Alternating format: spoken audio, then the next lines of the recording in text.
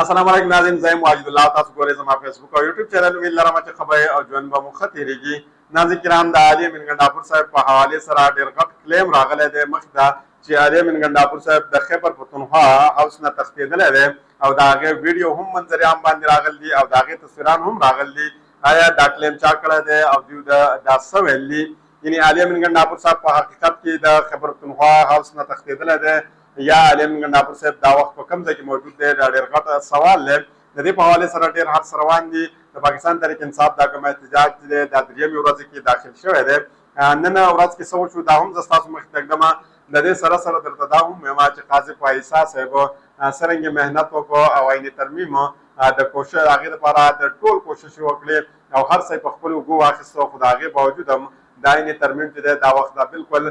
لکه څرنګه چې شیر افضل مروت صاحب چې وړ گیا ہے، یقینا د وخت کې دا عین ترمیم چې کوم دی دا وړ گیا ہے او عین ترمیم چې کومه دا بېسوده دی. په دې وخت کې په دې در سره هم خبره کوم چې دا عین ترمیم څرنګه نقصاني شو او د دې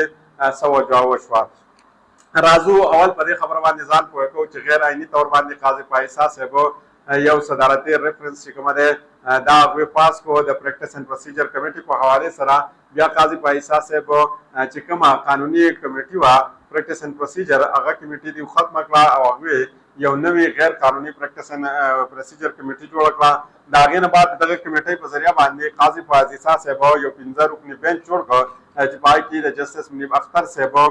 شاملېدل چې کومه دا ډېر زیات لازمي وو. د هغه چې کله جسټس منیب اختر صاحب په دې کې شامل کړو نو هغوی د دغه بینچ نه انکار هم نه کړی، معذرت یې هم نه کړی، خو د هغې باوجود قاضي فایسا صاحب جسټس منیب اختر صاحب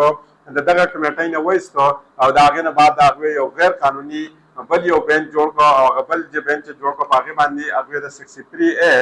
چې کومه معامله وه کوم آرټیکل و هغې چې څرنګې په هغې کې ترمیم وکړو نو هغه ستاسو مخې ته دی. خو د هغه هر څه چې کومه دي دا د قاضي فایسا صاحب دپاره بېسوده شو ځکه چې څرنګې هغوی د 63A په ذریعه باندې لوټه کروسي چې کومه ده یعنې لوټې کسان چې کومه دي دا راوستل، بیا د لوټه کروسۍ سره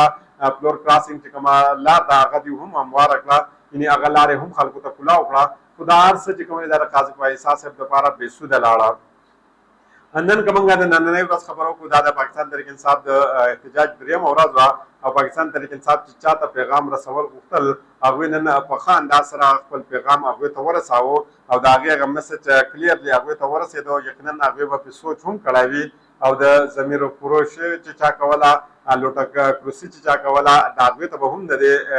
اندازه لګېدلې وي چې آیا موږ ته اوس پکار ده چې موږ خپل ضمیرونه خرڅ کړو یا لوټه کروسي وکړو یا ونه کړو. دا هم زه ستاسو مخې ته ږدم. دا وخت که موږ وګورو د عین ترمیم دپاره حکومت ته چې کومه میجیک نمبر پکار دی نو 2 ورته MNAs پکار دي او 15 ورته سینیټران پکار دي. د هغې نه بعد به د عین ترمیم چې کومه دی دا به دوی پاس کوي او یقینا دا په دې وخت کې د دوی دپاره ډېر زیاته مشکله شوی دی ځکه چې د پاکستان تحریک انصاف کومه MNAs یا MPAs وو یا د دې سره چې کومه سینیټران دي دوی ته دا بخوبې اندازه شو ده که چېرته دوی دا کار وکړو نو د دوی دپاره بیا تښتېدل ډېر زیات مشکله شي. نو یقینا دوی به دا کار نه کوي. د دې په حوالې سره انصار عباسي صاحب چې تاسو پېژنئ دا د چا قریبي صحافي دی هغې یو کلیم کړی دی او هغوی ویل دي چې عین ترمیم چې کوم دی دا په دې وخت کې مشکوک شوی دی. هغوی ویل چې زه اوس په دې خبره کې په شک کې یم چې عین ترمیم به وي یا به نه وي. هغوی ویل چې د نن لیک یو 3 داسې کسان نو چې ډېر زیات اهم کسان دي ولې چې مخکې به د هغې سره ما د دې په حوالې سره چې کله خبره کوله نو هغې به ویل چې موږ 100% په دې کې کانفیډنټ یو چې دا عین ترمیم به کېږي. خو هغې وایي چې اوس هغې چې کومه دي وایي چې موږ په دې کې 100% کانفیډنټ نه یو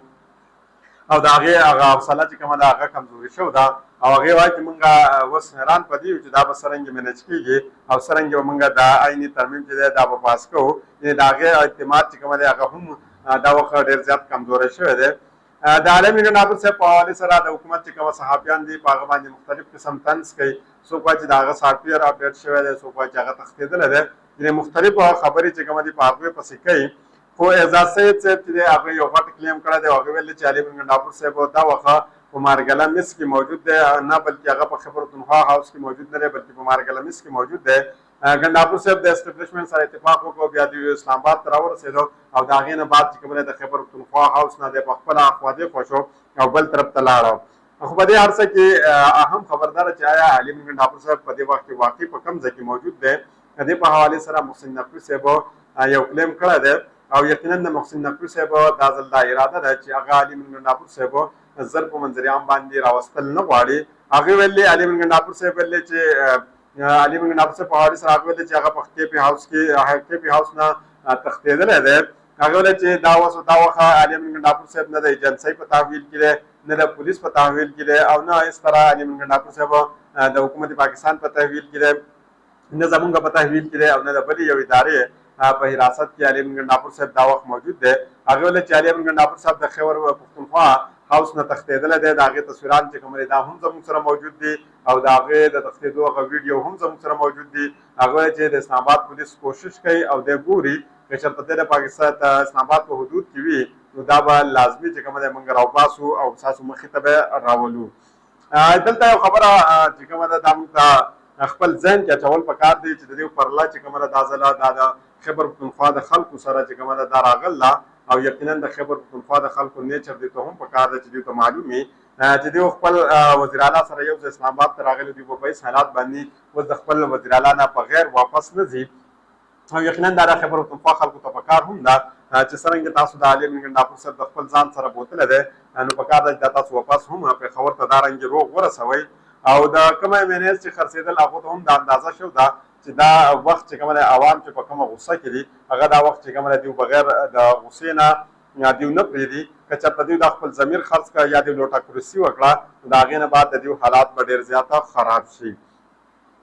قاضي پایسا صاحب په حوالې سره هم ډېر غټه کلیم شوی دی او دا وخت که موږ وګورو فیډرل کانسټیټیوشنل کورټ کوشش هم کېږي جوړېږي خو قاضي پایسا صاحب چې د دې لپاره څه کړلي هغه د دې لپاره ډېر زیات بېسوده تللي ځکه چې قاضي پایسا صاحب په حوالې سره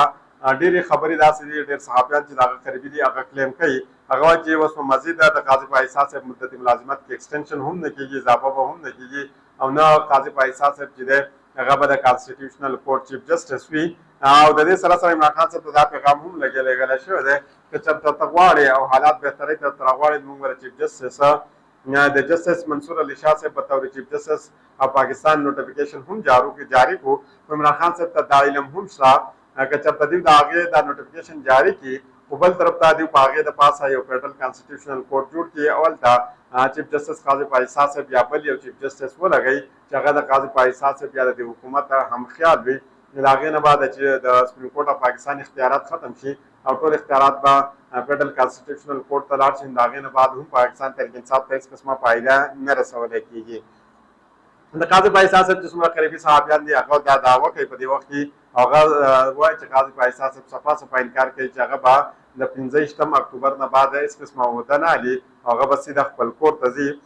د دې آیني ترمیم لپاره چې هغوی څرنګې خپله حساب واچوله څرنګې چې هغوی خپل کوشش وکړو څرنګې چې هغې محنت وکړو خو هغه هر څه د ده لپاره بېسوده لاړه ځکه چې نه خو فیډرل کانسټیټیوشنل کورټ جوړېږي نه به قاضي پایسا صاحب د دغې